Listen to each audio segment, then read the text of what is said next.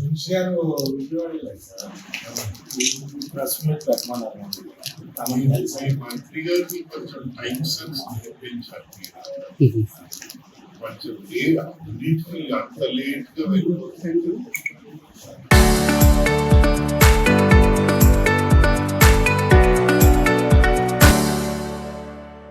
జనాల్లో ప్రాబ్లం మంచి కుర్రాడు 10 నిమిషాలు నీట్ గా వెళ్ళిన పర్వాలేదు.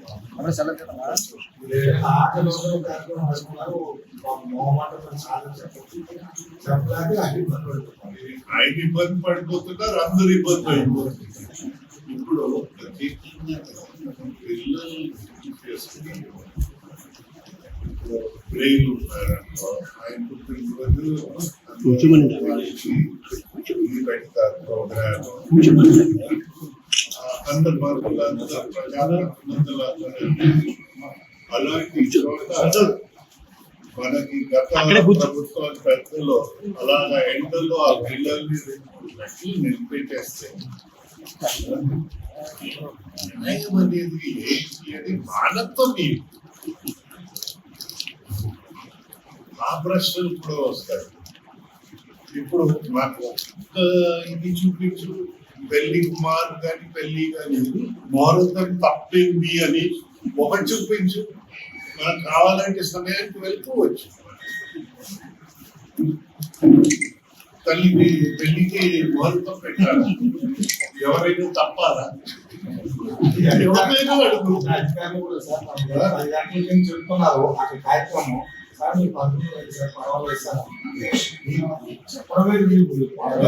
అధికారులు నేను నాతో ఎప్పుడు చెప్తున్నా నేను వెళ్ళిపోయేవారు, వారే పరిగెత్తి వచ్చేవారు.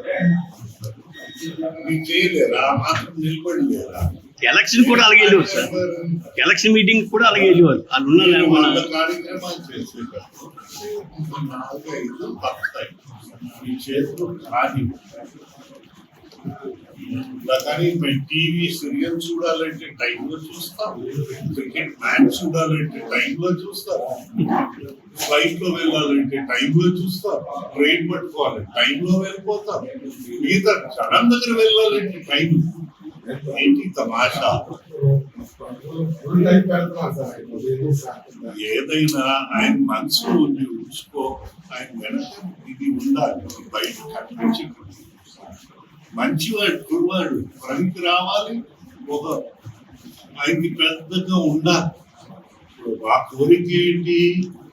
వారి తల్లిదండ్రులతో పని చేసే వాళ్ళందరూ వారి పిల్లలు పనికి రావాలి. అట్లీస్ట్ 30 సంవత్సరాలు రాజకీయంలో ఉండాలి, పని చేయాలి. అది మా కోరిక. లేకపోతే వండర్స్ గా తయారైపోతే ఇట్లా దండం పెట్టాలి. కొంచెం టైం పంపించడం, టైం ఒకరి కాదు, మీరు కూడా అందరికీ. ఇప్పుడు మేము రాజకీయ ఆలోచన ఉంటుంది, రాజకీయ మాట్లాడు అది సమస్య.